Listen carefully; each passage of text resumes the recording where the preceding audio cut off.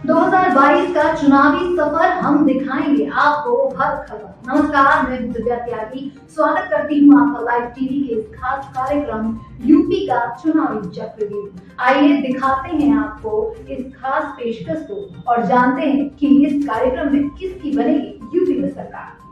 UP के चुनावी चक्रव्यूह में देखिए खास मुलाकात M.A. खान के साथ। हमारे ब्यूरो सत्तर खान के साथ देखिए हमारा खास प्रोग्राम यूपी का चुनावी चक्रव्यूह, जिसमें आज हम आपको रूबरू करवाएंगे भारतीय जनता पार्टी के अल्पसंख्यक मोर्चा के महानगर उपाध्यक्ष M.A. खान जी से और उनसे जानेंगे कि उनकी तरफ से क्या क्या तैयारियां हैं आगामी चुनाव को लेकर।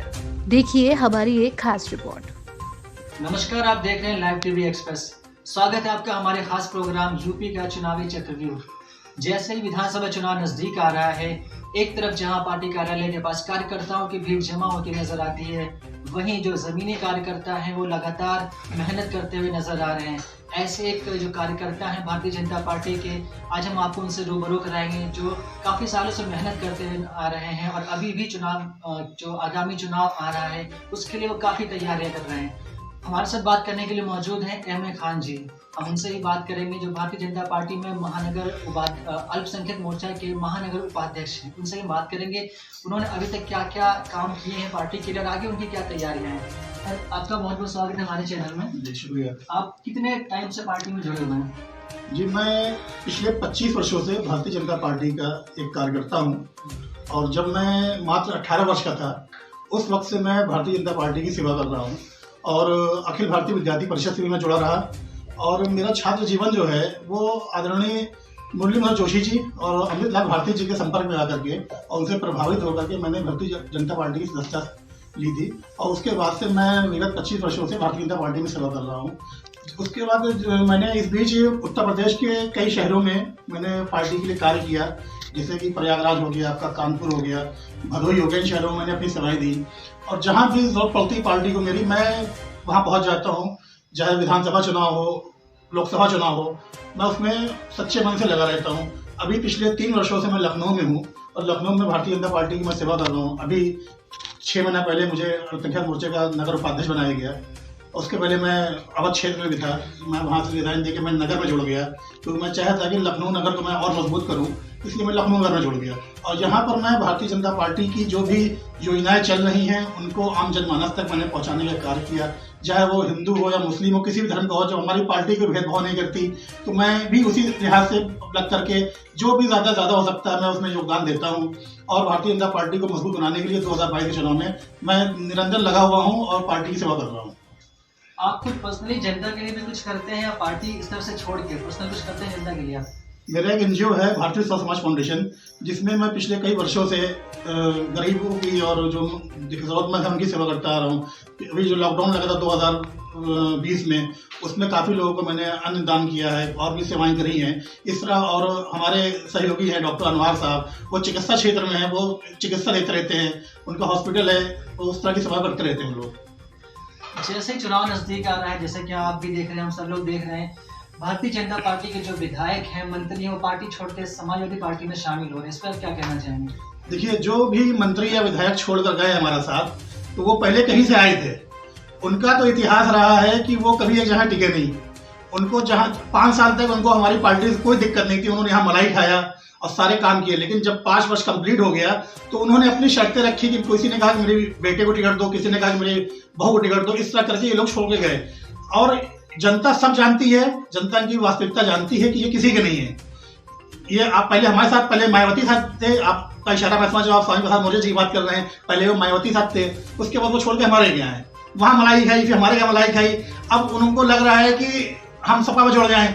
उसके पीछे क्या है आप देखिए, उनकी जो बेटी है संगमित मौर्य, वो बदायूं से सांसद है। उनकी बेटी ने आज तक हमारे यहाँ से पार्टी में रिजाइन नहीं दिया। इसका मतलब ये है कि उनको अपने पिता पर विश्वास नहीं है। वो जानती हैं कि महिलाओं का सम्मान और महिलाओं की सुरक्षा से भारतीय जनता पार्टी दे सकती है, इसलिए वो हमारे साथ आज भी जुड़ी हुई हैं। और उनका मैं आभार व्यक्त करता हूँ कि उन्होंने हमारे पर भरोसा किया। और स्वामी प्रसाद मौर्य जी और उनके जैसे जितने भी लोग हमें छोड़कर गए हैं, आप देखेंगे आने वाले 10 मार्च को वही लोग नतमस्तक होंगे हमारी पार्टी के आगे और कहेंगे हमको गड़गड़ाएंगे कि हमको फिर वापस ले लो। लेकिन भारतीय जनता पार्टी ऐसे लोगों से अब दूरी बना के चलेगी। उनका कहना है कि पार्टी में दलितों का, पिछड़ों का सम्मान नहीं किया जाता है, जिसकी वजह से उन्होंने रिजाइन दिया है। तो ये बात उन्होंने पिछले 5 वर्षों में क्यों नहीं बोली? अगर उनको ऐसा लगा, वही मंत्री पद पर थे, उनके पास पावर था, उन्होंने उस चीज को क्यों नहीं रखा आला कमान के आगे कि हमारे साथ ऐसी दिक्कत हो रही है। और दूसरी बात ये देखिए, ये सरकार दलितों की, पिछड़ों की और वंचितों की सरकार है, मुस्लिमों की सरकार है। इसमें हर किसी के साथ भेदभाव नहीं किया गया। सबका साथ, सबका विकास, सबका विश्वास, जो हमारे प्रधानमंत्री जी का नारा था, उसको हम लोगों ने चरितार्थ किया है और सबको फायदा पहुंचा। आप देख लीजिए, प्रधानमंत्री आवास योजना या आपका कि एक दूसरे जितनी योजनाएं चल रही हैं, उसमें 40% तक लाभ अल्पसंख्यक समुदाय को मिला है और उसी तरह दलितों को, वंचितों को मिला है। किसी के साथ कोई भेदभाव नहीं हुआ। आप डेटा निकालेंगे तो आपको नाम जो देखेंगे, आप चौंक जाएंगे कि सारे ज्यादातर नाम तो मुस्लिमों को, अल्पसंख्यक हो गए हैं। तो ये भेदभाव तो कहीं से हुआ ही नहीं है। ठीक है, बाकी आपकी तरफ से भी जो आगामी चुनाव आ रहा है, क्या क्या आपकी तरफ से तैयारियां हो रही है और क्या लगता है आपको कि जो 10 मार्च को रिजल्ट आएगा उसमें कितनी सीटें बीजेपी पार्टी को मिल पाएंगी? देखिए, तैयारी वो करते हैं जो 5 साल सोते रहते हैं। हम लोग निरंतर लगे रहते हैं जनता की सेवा में। हमने विकास कार्य किया है, हमने जो कार्य किया है जनता ने उसको सराहा है और जनता उसका रिजल्ट हमको 10 मार्च को 300+ सीटों से देगी और हम प्रचंड बहुमत से सरकार बनाएंगे। अब जनता हमसे खुश है। बाकी कौन आ रहा है, कौन जा रहा है, इससे भारतीय जनता पार्टी की सेहत पर कोई फर्क पड़ने लगा। हमारे चैनल के माध्यम से हम जनता को कोई संदेश देना चाहेंगे? मैं जनता से सिर्फ यही कहूंगा कि देखिए, जनता बहुत सजग है, जनता जागरूक है, जनता भली भांति जानती कौन किसका है। आप देखें, आदरणीय अखिलेश जी जो बोलते हैं जनता के सेवक हैं, वो उन्होंने आज तक कोरोना वैक्सीन का टीका नहीं लगवाया और अभी इन्होंने 2 दिन पहले अपने कार्यालय में मीटिंग करी। उस मीटिंग में हजारों लोगों ने बुलाया। वो कहते पब्लिक अपने से आ गई, अपने से नहीं आएगा। पब्लिक अपने से आई होती तो इतने 1000 कुर्सियां कैसे लगी थी वहां पर? और मुकदमा कायम हुआ, लोगों ने गवाही दी है और उन्हें वैक्सीन नहीं लगवा रखी। इससे कोरोना फैल रहा है।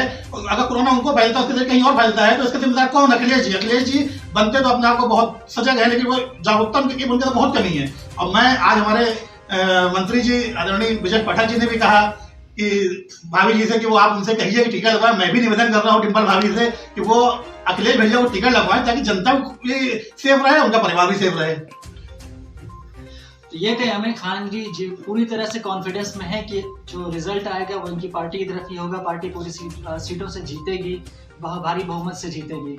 इनकी तरफ से पूरी तैयारियां चल रही है। लगातार ये निरंतर मेहनत करते चले आ रहे, पिछले काफी वक्त से मेहनत कर, अभी भी पूरी तरह निष्ठा से, मेहनत से ये पार्टी के साथ जुड़े हुए हैं। अब इसका क्या रिजल्ट होगा ये तो हमें आने वाले वक्त में ही पता चल पाएगा। तो आप सभी ने देखा यूपी का चुनावी चक्रव्यूह, जिसमें जनता ने 2022 के आने वाले चुनाव को लेकर अपनी अपनी बातें साझा की। तो इसी 2022 के चुनावी दौरे के साथ जुड़े रहने के लिए जुड़िए हमारे